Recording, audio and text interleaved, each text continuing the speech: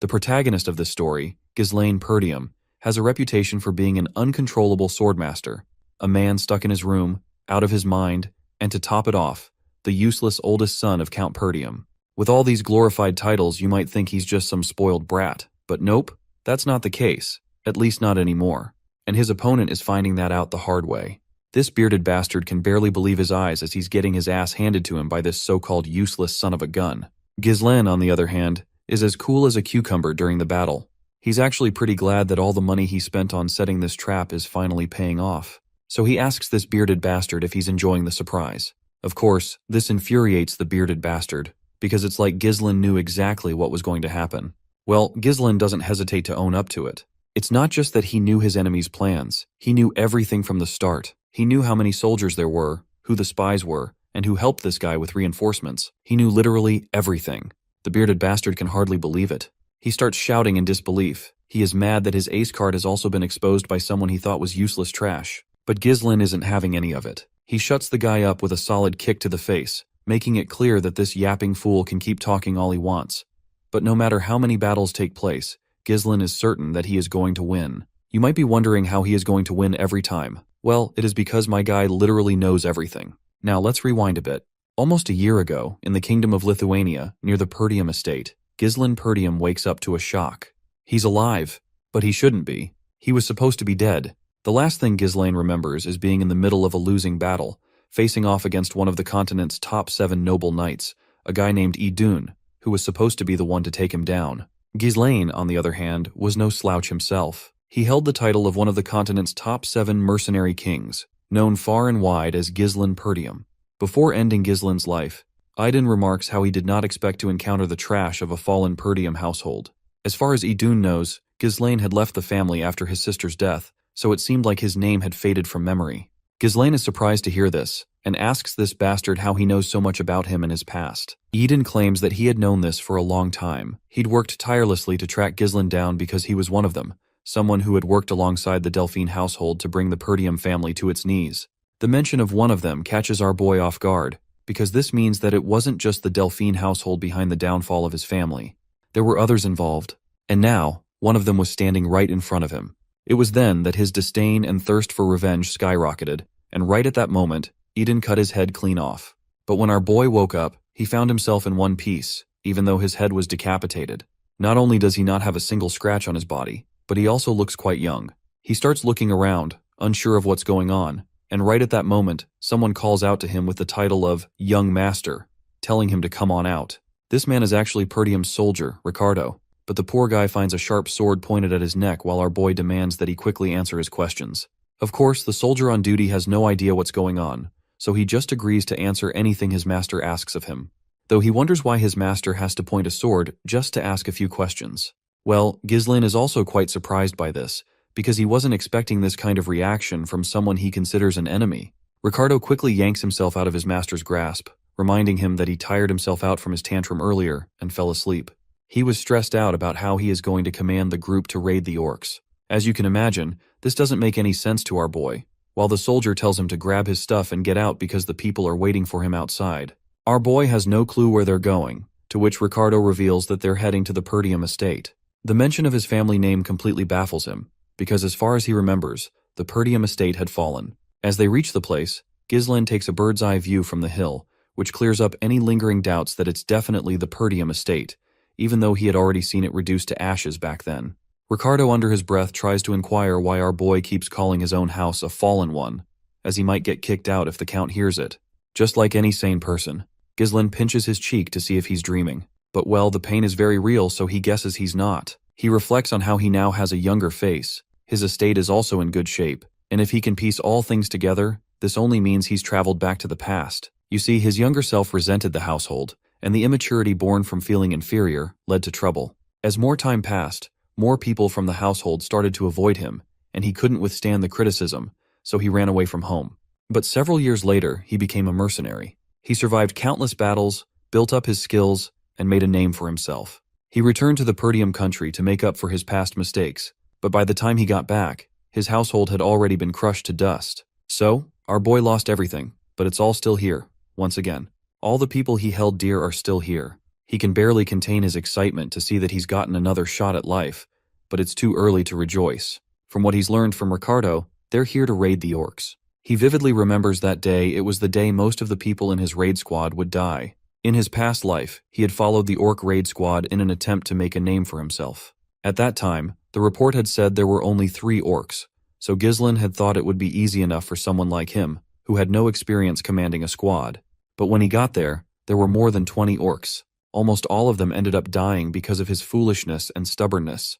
Right now, my guy is confident that it should be doable enough since those orcs don't really have a strategy. But the problem is whether his soldiers will trust him, considering they all think he's some useless bastard. It looks like he does not have any time to prepare, because a watchtower is just obliterated as the horde of orcs comes charging in. My guy is absolutely boggled out of his mind at the sight because he was not expecting these damned creatures to attack so early. The orcs are literally demolishing the soldiers left and right, and each orc is strong enough to take down multiple foot soldiers on its own without much effort. The raid squad commander Skoven also jumps into the scene and tells everyone to get into a defensive formation. But it doesn't seem like any formation or strategy would work against these brute monsters who are literally slaughtering people left and right. Even Skoven is sure they're screwed because, seriously, getting ambushed when they weren't even prepared at all is just brutal. Not only that, but there are way more of these damned monsters than expected, and the way things are going, he's certain they're all going to die for sure. Suddenly, someone calls out to the commander, and when he turns around, he notices a massive monster about to crush him with its axe. It seems like the commander doesn't have much time to move away to save his life. That's when our guy launches himself and yanks the commander away, then brutally cuts through the monster's hand like it's nothing more than a cucumber. Everyone is absolutely jaw-dropped to see how effortlessly Ghislain pulled off that move. After all, he is supposed to be a trash. The monster finally falls down, while Ghislain feels annoyed that his body still can't use mana.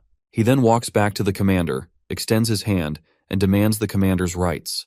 But it seems like the commander doesn't think some useless idiot should be commanding the soldiers when everyone's life is on the line, so he flatly refuses. He further asks our boy if he actually thinks this is some kind of game. Even if Ghislain is the young master, Skoven simply just can't give up the authority that the Lord gave him that easily. Well, our guy already figured that no one would trust him, and he's pissed. Another monster comes charging at them, but Skoven quickly gets in the middle of things, since he considers our boy an inexperienced idiot to lead their troops. Well, it looks like Ghislain has no choice but to show these damned fools what he's got. So he sends his sword flying at the monster with godly speed. The commander quickly starts to berate Ghislain for the insubordination, but his yapping is immediately shut up when he notices that the orc charging at them has been dealt with literally a single blow from the sword. It drops dead right away. Of course, this leaves the bastard looking like he's going through some serious constipation.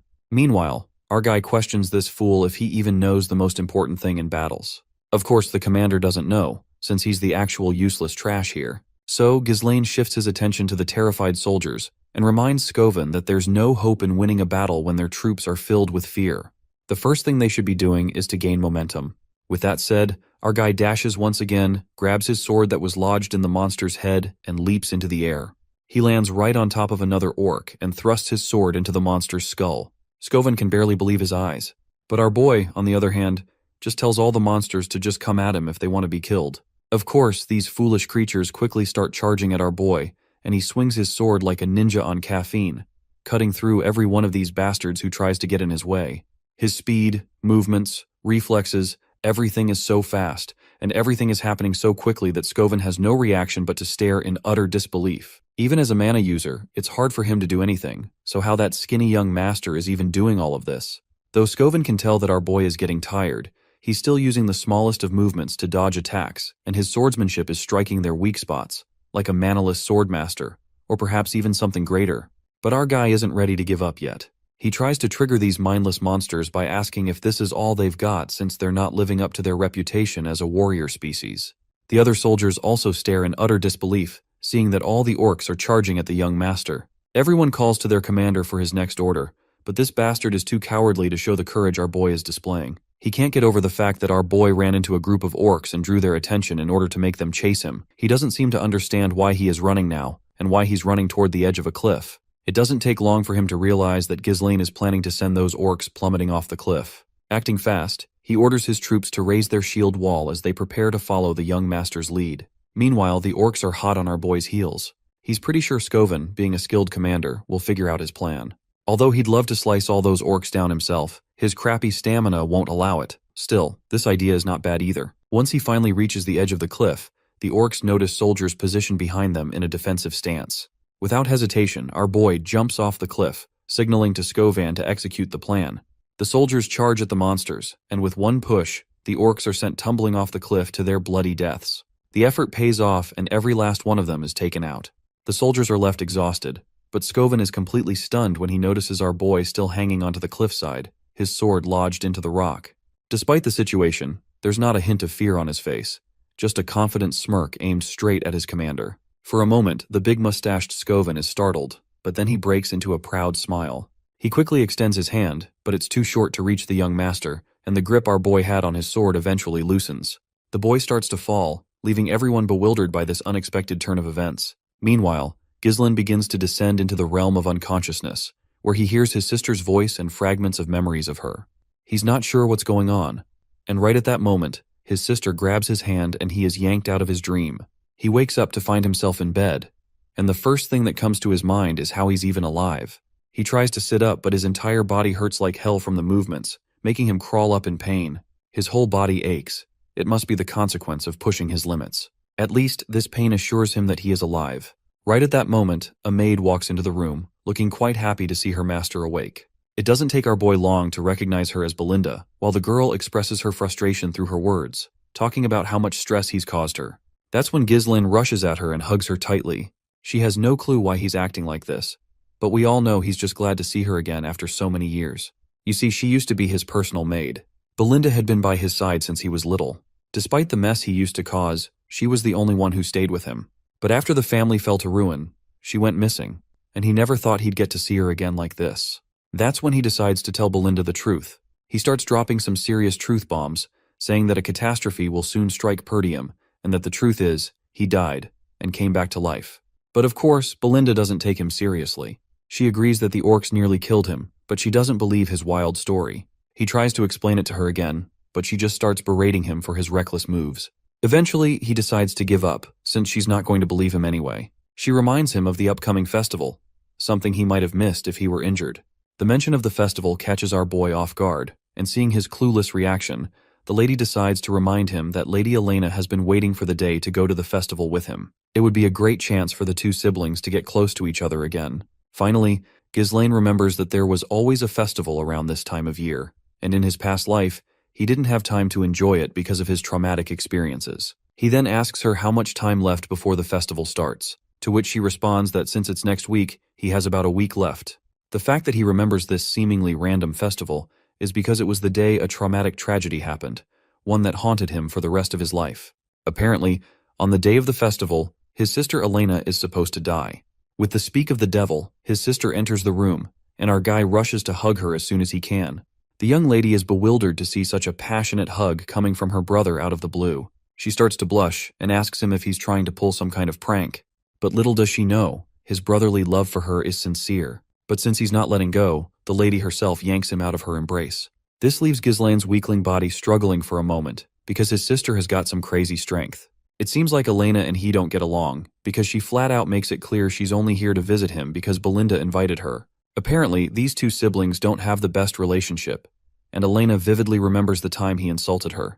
Of course, Ghislain is pretty clueless about when he insulted her, but now that he remembers, he realizes he wasn't exactly close with Elena in his past life. Let's be real, he was kind of a total piece of trash. So he actually apologizes, which catches both ladies completely off guard. Ghislain admitting his mistakes is totally unheard of. Naturally, they assume it must be because he got smacked around by the orcs and received some brain damage. But my guy shuts that down real quick, saying he actually did get them. Right at that moment, though, pain shoots through him and he doubles over.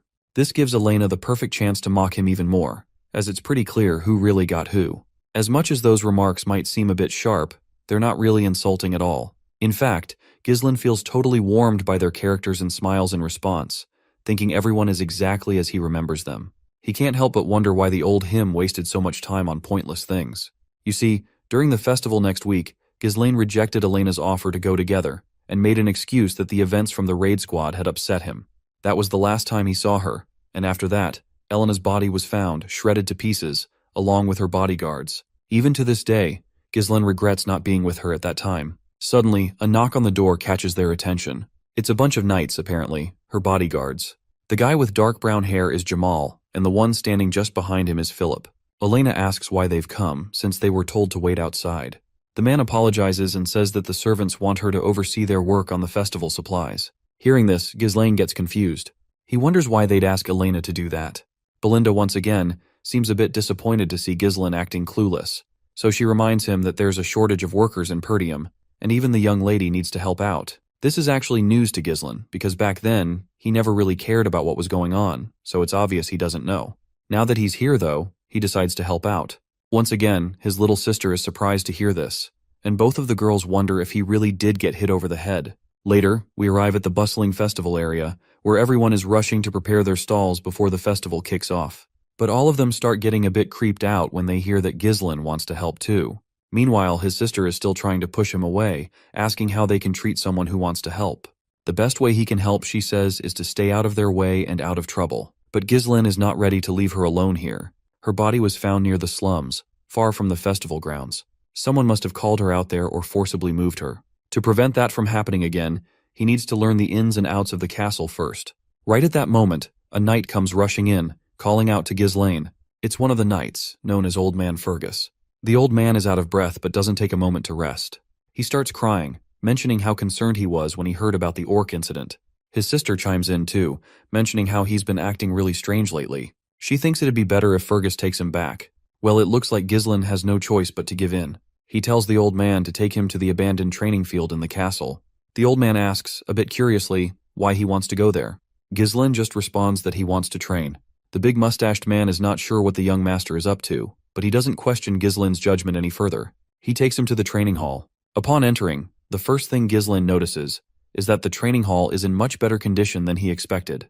It's a perfect location for him to train, and the equipment is something he's never seen, even in his mercenary days. The old man explains that they've kept it maintained in case Ghislaine ever wished to use these facilities.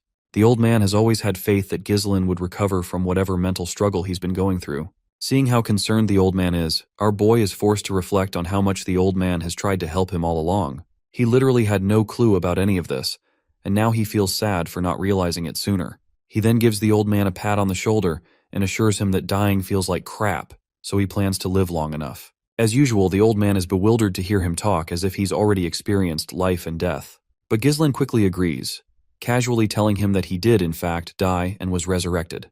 But of course, the old man finds this nonsense. Anyhow, Ghislaine decides to start training, dismissing the old man and telling him he can go. Seeing Fergus paying so much respect to him, Ghislaine reflects on how he's always treated everyone around him like they were his enemies. But now, looking back, he realizes he was just short-sighted. Whatever the case, Ghislaine gets back to the main work he has to do. In his previous life, he has heard that one behind Elena's death was a lord from a neighboring territory. Because of that, Perdium got caught up in a war, which eventually led to its downfall. Elena's death was essentially the starting point for his house's collapse. This means he needs to set things right from here on out. First things first, he needs to get a better physique. It sucks that he doesn't have a lot of time, but he's sure he can at least get control over his mana. Mana is a supernatural resource that allows humans to break through their limits, and most people say that noticing and absorbing mana is the hardest part. But for Ghislaine, he was able to do that, even on the chaotic battlefield. He has to connect the mana particles floating in the air and bundle them up, almost like spinning a spool. For someone like him, who's experienced thousands